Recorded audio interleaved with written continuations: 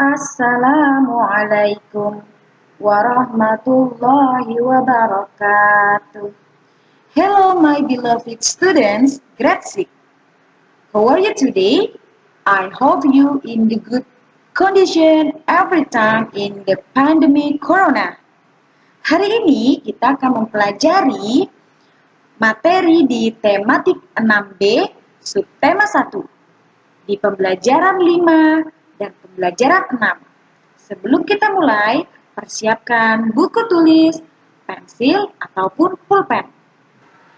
Di pembelajaran 5, kita akan membahas tentang makna proklamasi kemerdekaan Indonesia. Makna dibalik 17 Agustus 1945.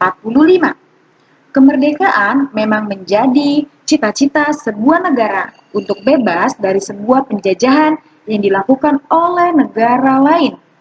Kita tahu bahwa penjajahan terhadap sebuah negara menjadi satu bentuk penindasan. Penindasan di sini bisa berupa pembunuhan, penyiksaan, kekerasan, dan ketidakadilan. Negara Indonesia yang kita tinggali saat ini berhasil mendapatkan sebuah kemerdekaan melalui sebuah usaha yang begitu sangat keras. Dan pada bulan Agustus 1945, Indonesia melakukan proklamasi kemerdekaan. Pastinya didasari dengan perjuangan dari pahlawan-pahlawan pejuang kemerdekaan. Mereka berjuang dengan mengorbankan harta hingga nyawanya sebagai masyarakat dari sebuah negara yang kini sudah merdeka. Kita sebagai masyarakat Indonesia harus dapat memaknai proklamasi kemerdekaan dalam kehidupan sehari-hari. Nah, jadi di sini ada beberapa cara dalam mewujudkan makna proklamasi kemerdekaan Indonesia. Yang pertama, memaknai proklamasi kemerdekaan Indonesia di lingkungan keluarga dan masyarakat. Poin 1. Senang membaca mengenai sejarah bangsa Indonesia.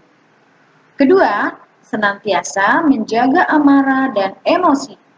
Ketiga, menjalankan kewajiban di rumah sebaik mungkin. Yang keempat, bekerja sama dalam melaksanakan berbagai kegiatan. Nah, selanjutnya, makna proklamasi kemerdekaan Indonesia di lingkungan sekolah. Yang pertama, mengikuti upacara dengan tertib. Yang kedua, menyanyikan lagu Indonesia Raya saat upacara. Yang ketiga, mengajak teman untuk sholat berjamaah. Yang keempat, rajin belajar agar jadi anak yang berprestasi. Selanjutnya, makna proklamasi kemerdekaan di lingkungan masyarakat. Yang pertama, menjaga keharmonisan antar umat beragama. Jadi kita harus memiliki rasa toleransi, tidak boleh saling bermusuhan. Biarkan menjadi hak bagi setiap manusia yang tinggal di Indonesia. Yang kedua, membiarkan orang lain menjalankan kepercayaan dan keyakinannya sendiri. Yang ketiga, membela orang-orang yang ditindas. Keempat, menegakkan HAM, hak asasi manusia, sesuai dengan porsinya. Yang kelima, melakukan pemilu dan pilkada. Nah, inilah beberapa poin, makna-makna yang harus kita pahami dalam arti proklamasi kemerdekaan Indonesia. Baiklah anak-anak, materi selanjutnya yaitu tentang pola lantai tari daerah. Sebelumnya, mari kita sama-sama membaca serta memahami makna dari pola lantai. Pola lantai adalah pergerakan yang dilakukan dengan cara berpindah atau bergeser secara terstruktur atau teratur, sehingga membentuk pola denah tertentu. Fungsi pola lantai adalah untuk menata gerakan tarian, menciptakan kekompakan antar anggota penari, serta membentuk komposisi dalam pertunjukan tari, sehingga menjadi tarian yang disajikan menjadi lebih indah dan menarik ketika ditonton. Bahkan ada pula pola tari lantai yang menunjukkan makna atau tarian pada masing-masing setiap daerah. Dan ada beberapa macam pola lantai pada tari daerah. Ada 6. Yang A, diagonal, B, segi 5, C, garis lurus ke depan atau disebut vertikal, yang D, zigzag, yang E, lingkaran, yang F, diagonal, sama seperti yang A, hanya beda posisi. Yang terakhir, ada yang berbentuk horizontal. Dan di sini ada beberapa contoh tari daerah. Kalian bisa lihat tematik 6B pada halaman 28. Tari legong dari Bali yang menggunakan pola lantai vertikal.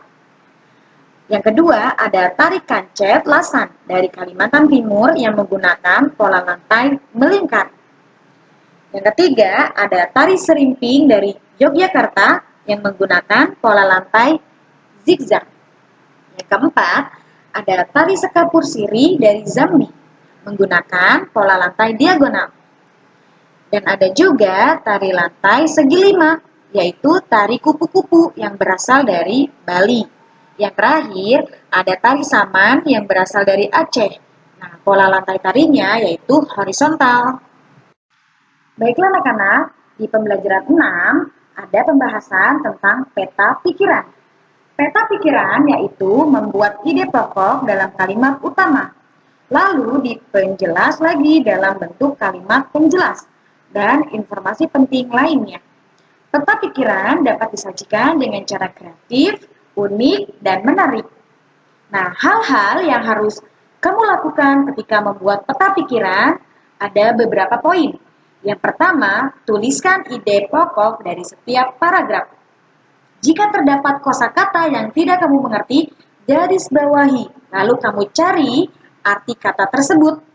Yang kedua, kamu temukan kata kunci pada setiap paragraf untuk membuat cabang utama pada peta pikiran.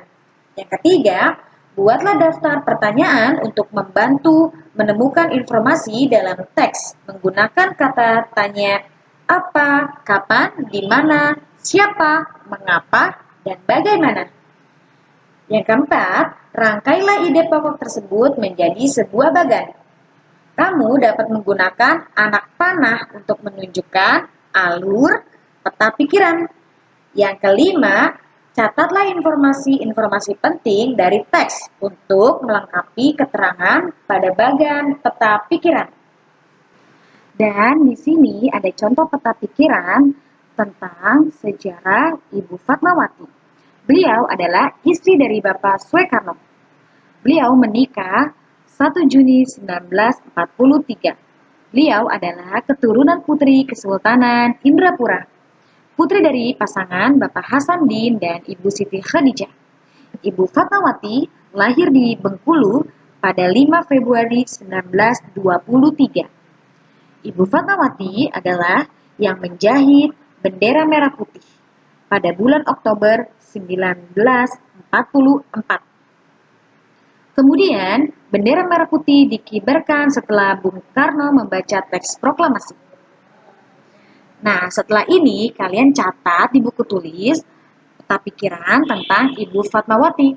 Dengan begini akan mudah untuk dipahami dan diingat. Sampai sini ya pembahasan kita. Thank you for your attention. Thank you for your time. And the last, wassalamualaikum warahmatullahi wabarakatuh. Stay safe, stay healthy, and stay at home. Bye-bye.